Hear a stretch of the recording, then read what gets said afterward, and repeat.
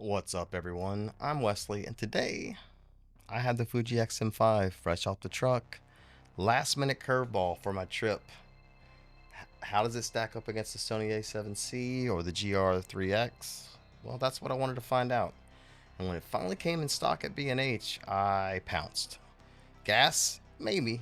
But I love Fuji, and my buddy Social Bender says the autofocus is better than the XT5, so let's see if this little Fuji XM5 has what it takes. Let's get it.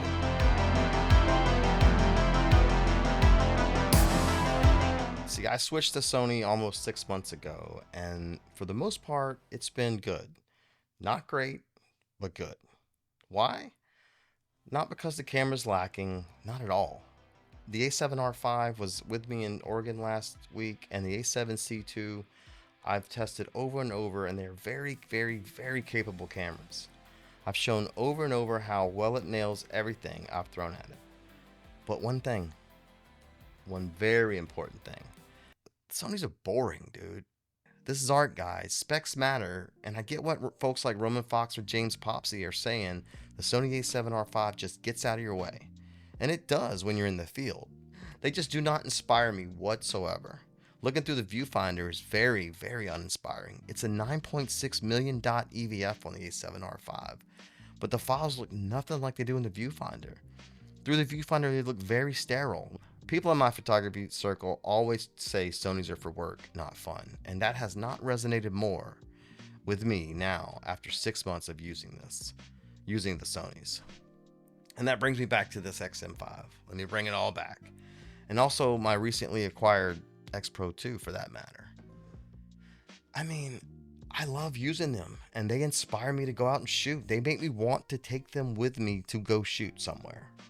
I lugged the Sony A7R5 around Oregon last week, and I did not have any fun at all using it. I'll be honest with you. To add to that, while the files were loaded with detail, they were just too big for uploading to my website, so I had to downres them. Oh, by the way, go check out my website at www.wesleystreetshots.com. Let's discuss the elephant in the room. Why not Ricoh? Why did I get this? Why didn't I just take the Ricoh with me? When it comes to comparing the XM5 to the Ricoh GR3X, I'll keep it short. The Fuji has a similar resolution with 26 megapixels in this versus 24. It doesn't have the IBIS or the built-in ND filter that the Ricoh GR3X does have, but the autofocus on this bad boy is night and day above the Ricoh. And let's just say video. You don't even have to say anything else because the Ricoh basically doesn't do video.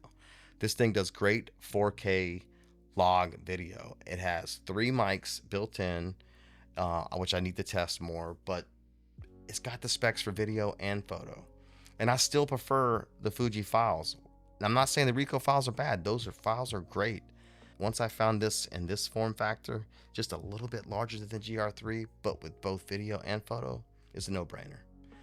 All right, now that I've justified my purchase, let's get into my initial thoughts.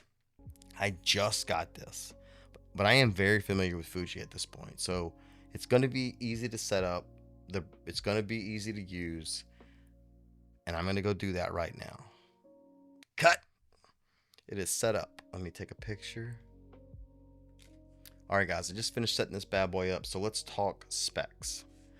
We have an APS-C 26 megapixel sensor with the X Processor 5, so the latest generation processor from Fuji with the sensor of the X Pro 3 and XT4.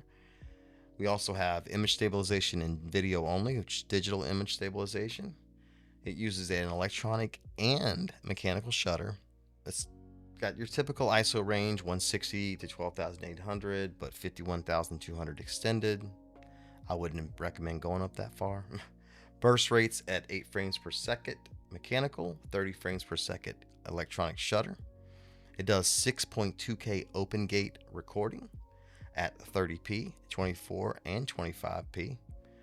It does 4K 60 with a 1.18 crop and 30 and 24 with no crop. It does only have a single card slot, and that single card slot is only UHS 1, but I imagine with the bit rates that it doesn't need a faster card than that, and we shall see.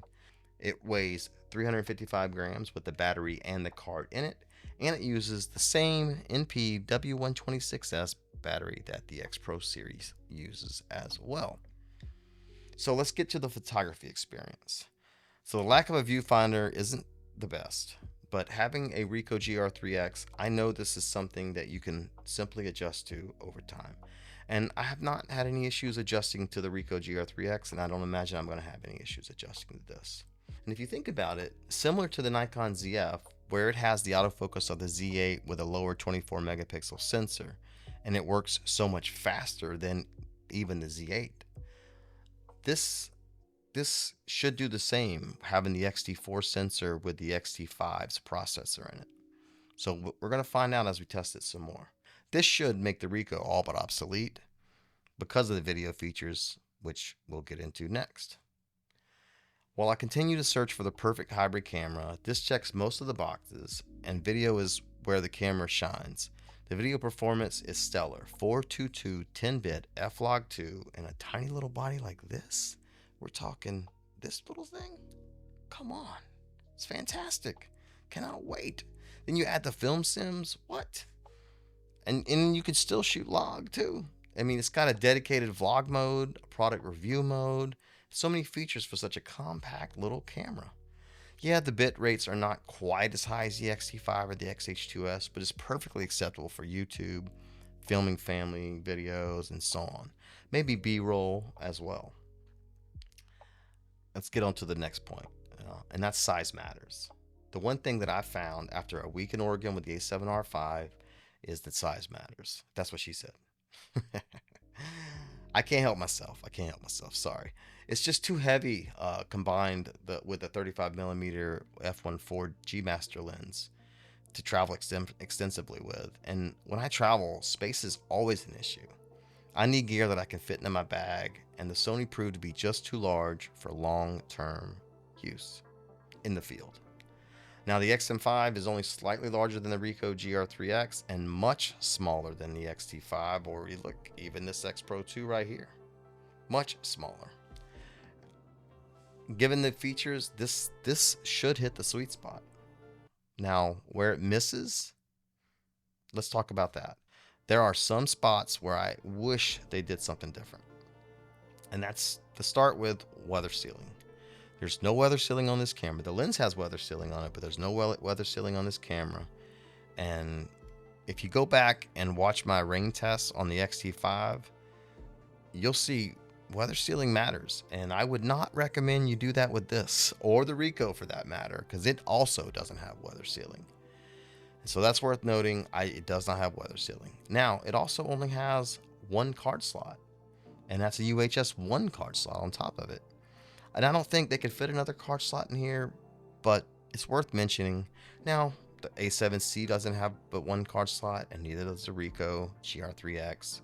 Again, still worth noting, especially if you're going to try to shoot something more extensively and you want to have a backup. And lastly, IBIS. It does not have any in-body image stabilization, but neither does this. Neither does my X Pro 2, and this lens does have OIS, optical image stabilization, in it. So if I was used this lens, I imagine the stabilization would be better, but I like this form factor so much better. And again, there is digital stabilization for video as well. Oh, one more thing. There's no viewfinder. Now, it's not a deal breaker. I mentioned that I had the Ricoh GR3X and I'm able to get used to it. And to be honest with you, the A7C's viewfinder is only 2.3 million dots. So I don't see it as a real setback either. So we'll see. All right, guys, I just got this and I got to do a lot of testing before I can tell you if it's a keeper or not. My initial thoughts come with some high expectations while understanding the price point that I'm in. Now, if this surpasses my expectations, I just may use it to film, studio, vlog, maybe even replace the GR3X. I mean, the only thing I've been using the A7R5 for, is just studio filming. And after taking it to Oregon, I realized that while it's the smallest, lightest full frame option, with the exception of the A7C2, it's just too big to travel with, at least for me. So let's see if this little Fuji can replace like 3 of my cameras. and open up room for something else. Maybe the Z6 III? Maybe I already have it. Maybe I'm filming with it right now. All right. I'll see you next week after I get back from Europe. Peace. I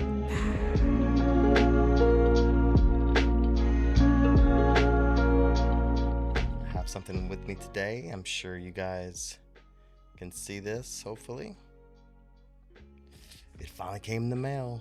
I waited for a black one. All right, let's get to unboxing it. Start with that, then we'll get into the script. Okay. Not much in the box. It's pretty bare. That's it. That's all that's in here. It's really not like the other ones. Not like the other boxes have been. This whole thing just comes out. I guess, oh, the lens is over here.